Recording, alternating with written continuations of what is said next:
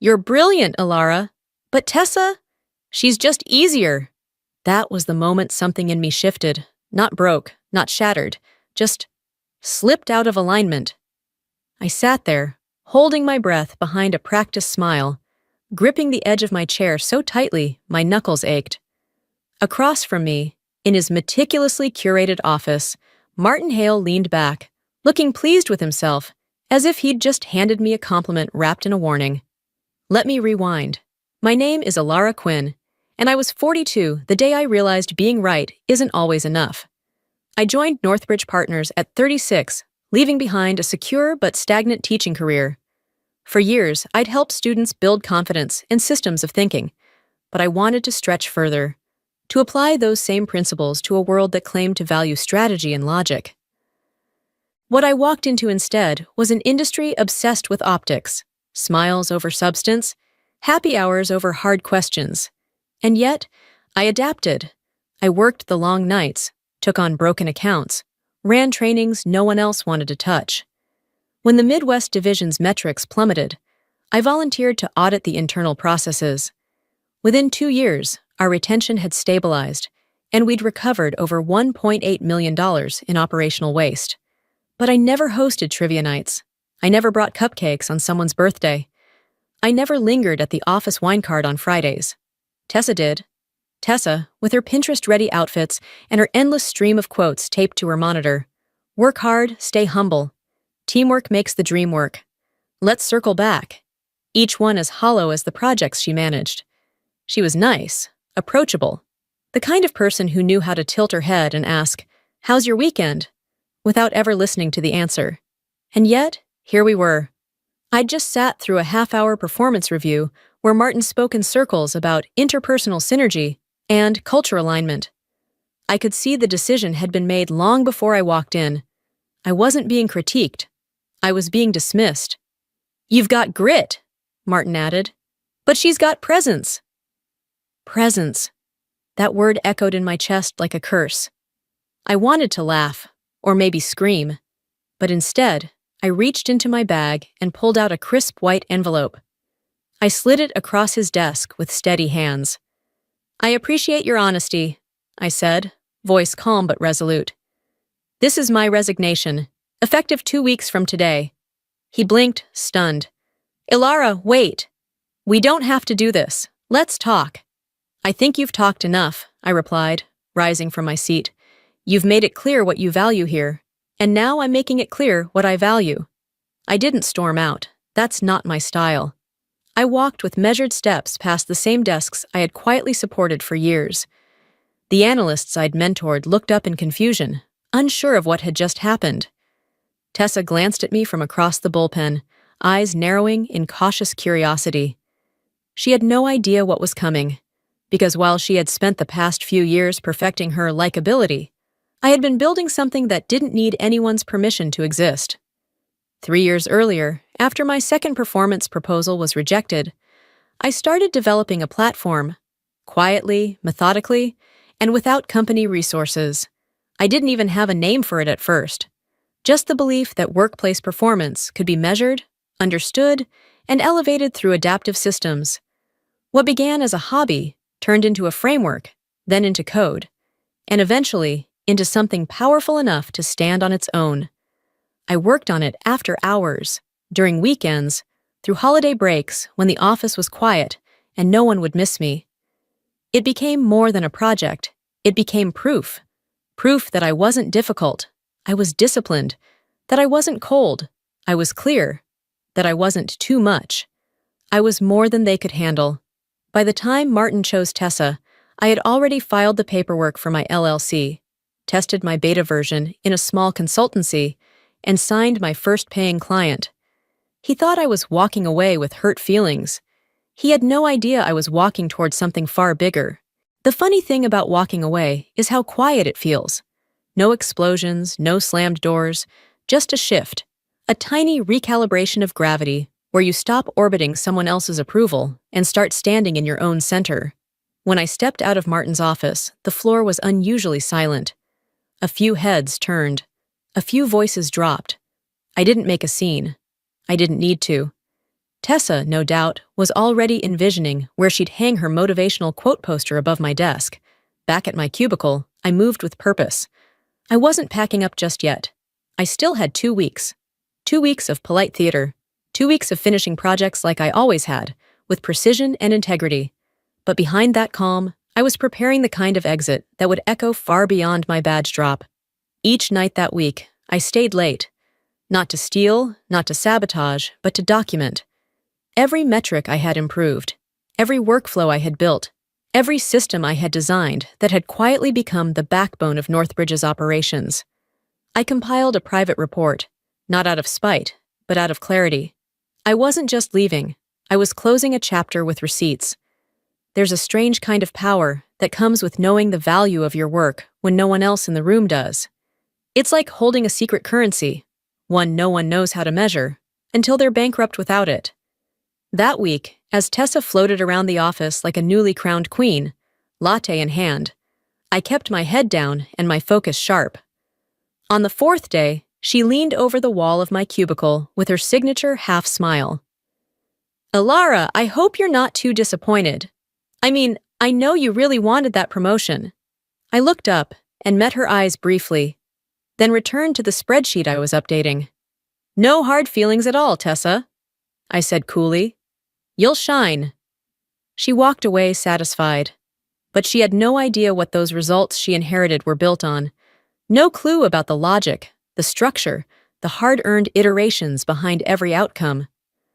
3 years ago, in frustration, I had started developing my own platform. Nights, weekends, holidays. It became a ritual. Where others watched Netflix, I studied team flow theory. Where others scrolled social media, I reverse-engineered inefficiencies in predictive models. I called it Axis Pulse. At first, it was just an idea, but ideas have gravity, and this one pulled me into a vortex of purpose I hadn't felt in years. I had pitched it to Martin 3 times. 3 proposals, each one backed by data, case studies, implementation strategy. And every time, he'd smile, nod, and say, "It's a strong concept, Alara, but let's focus on interpersonal chemistry this quarter." Interpersonal chemistry. As if performance could be boiled down to potlucks and birthday cards. Last week, Axis Pulse received full patent approval. I had incorporated my own firm, Quinn Strategies, 6 months earlier, and onboarded 3 small clients for live beta testing. Feedback was unanimous. It worked. More importantly, it changed how teams functioned, communicated, and performed. And tucked inside the envelope I handed Martin that day, a second document, 6 pages long, outlining everything. The framework, the data, the licensing model. He didn't read it that moment, but when he did, I knew it would hit like a brick to the chest. I wasn't bluffing. I had already built the next thing. They just hadn't noticed. And that's when I realized they never would. A week later, I sat across from Jared Lynn, CEO of Stratwell Dynamics, in a quiet cafe near the lake. Jared was sharp, not just intelligent, but attuned.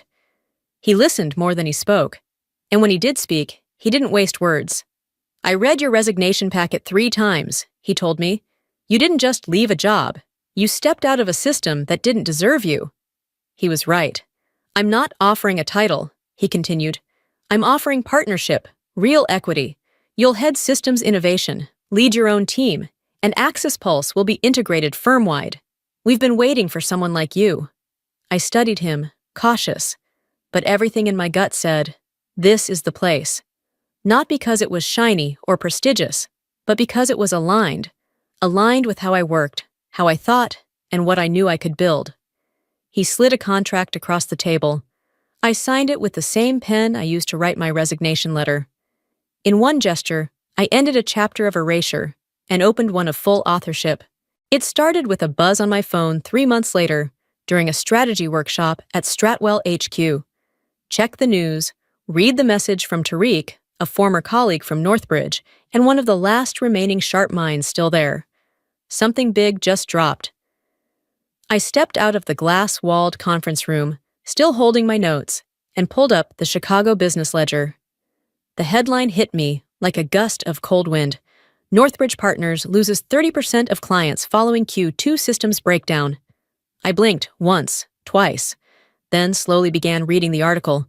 The report was merciless: missed deadlines, bloated budgets, entire workflows collapsing mid-project. 3 of their biggest clients, accounts I had personally managed and stabilized, had pulled out in under 6 weeks. Executives quoted anonymously spoke of fractured internal architecture, unclear accountability, and shockingly undocumented operational logic. Undocumented. Of course it was undocumented, because it was mine. The same logic, structure, and real-world efficiencies I had created were now gone. No one knew how it worked because no one had cared to ask. Or worse, they believed the systems could run themselves, like they thought I was just replaceable. Tariq's second message popped up on screen. Tessa's having a full-blown meltdown in the break room. I think she just realized charm doesn't debug a system. I let out a quiet breath. Not a laugh, not even satisfaction.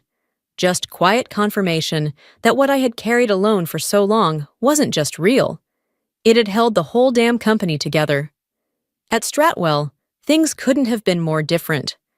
Within a month of launch, Axis Pulse had reduced internal miscommunication rates by 38% and cut project timelines by nearly half. Client feedback was off the charts. Jared personally forwarded me a message from a partner at Halston and Bryce that read, "We've never seen internal project clarity like this. Every firm talks about optimization. This system actually does it." I printed it and kept it in my drawer. Not as a trophy, but as a reminder. Results don't lie. Jared's trust in me wasn't performative. He gave me room to lead, space to build. He asked tough questions and listened to the answers. He respected output, and in doing so, elevated mine. Then came the final crack in the dam.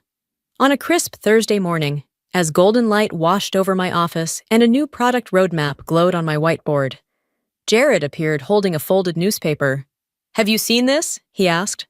The headline read, "Northbridge announces emergency restructure amid leadership exodus and platform collapse." I nodded. I saw. "They tried to recreate Axis Pulse internally," he said, stepping in. "But they didn't understand the foundation. They built the scaffolding, not the structure." I leaned back in my chair, gaze drifting toward the lake outside my window. "They thought it was just code," I said. "But it wasn't. It was logic, adaptability, culture translated into systems. You can't replicate something you never respected in the first place." Jared gave a small, quiet smile, the kind reserved for when the long game pays off. "Which is why the board voted unanimously last night. You're being promoted. Starting next week, you'll serve as our Executive Vice President of Strategic Innovation." I blinked, not out of disbelief, but recognition. This wasn't charity. It wasn't compensation. It was alignment. I had earned this. "You've not just improved Stratwell's systems, Ilara," Jared continued. "You've changed how we think, what we prioritize. You've given us direction." That afternoon, as I shut my laptop and prepared to head out, a final email came in. Subject, apology. It was from Martin Hale. "Ilara, I assume you've seen what's happening at Northbridge. I wanted you to know I was wrong. Dismissing your work, what you built, was the biggest mistake of my career. The board knows now. They know what we lost. I resigned last week. Tessa stepped down shortly after. Turns out deliverables don't respond to charm. I should have seen that sooner. Martin." I stared at the message for a long time. Not because it surprised me, but because it didn't. There was a time when I would have read that message over and over again, trying to squeeze apology into redemption. But not anymore. I typed back, simply, "Thank you. You're right. Results do matter. I wish you well in what comes next." Then I closed the email, leaned back in my chair, and let the quiet settle. It wasn't vindication I felt. It was peace. Everything I had built had once been invisible. Now it was irrefutable. Everything they had ignored had become essential. I didn't have to yell. I didn't have to fight. I just had to stay focused, stay steady, and keep building. And now, the results were speaking for themselves. On my final walk out of Northbridge, months ago, I'd noticed a small sticky note left on my monitor. "Sad to see you go. Stay in touch. Tessa." I smirked, crumpled it, and dropped it into the bin without a second thought. At the time, that little note felt like one last performance. But now, with everything that had happened, it didn't even register as a memory. Tessa's voice, Martin's polished platitudes, they were fading echoes behind a closed door. That evening, after replying to Martin's apology, I sat alone in my home office. The sky outside had softened into that deep amber hue only late autumn in Chicago can give. I poured myself a glass of wine, not to celebrate, not to gloat, but to reflect. Above my desk was a black matte frame containing a quote that once landed like an insult. "You're too focused on results." I used to question that about myself. Was I too intense, too data-driven, too unwilling to play the nice game? But now, I saw it differently. That focus was never a flaw. It was my compass. It was the reason I didn't get swallowed by the swirl of popularity contests and birthday cupcakes. It was the reason I built something no one could ignore. I reached for a worn leather-bound notebook tucked on the side shelf. I'd carried it with me since my first year at Northbridge, back when I still doubted if I belonged in that world. Flipping through the pages, I saw timelines, client sketches, midnight ideas jotted in messy shorthand. But I also saw something else. Belief. That quiet, stubborn belief that if I just kept building, kept pushing, kept holding the line of quality and clarity, eventually something would break through. It had. The next morning, I stood in front of the team at Stratwell, not as a ghost behind the curtain, but as a leader who'd earned her ground. "Before we get into the Q1 planning," I said, "I want to share a story. It's not about numbers or code, it's about value, and the quiet power of knowing yours." I spoke about the meetings where I was ignored, about watching my work get repackaged by others, about being told to smile more, host more happy hours.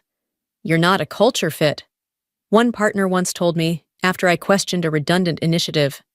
"You challenge too much." What they called difficult, Stratwell called strategic.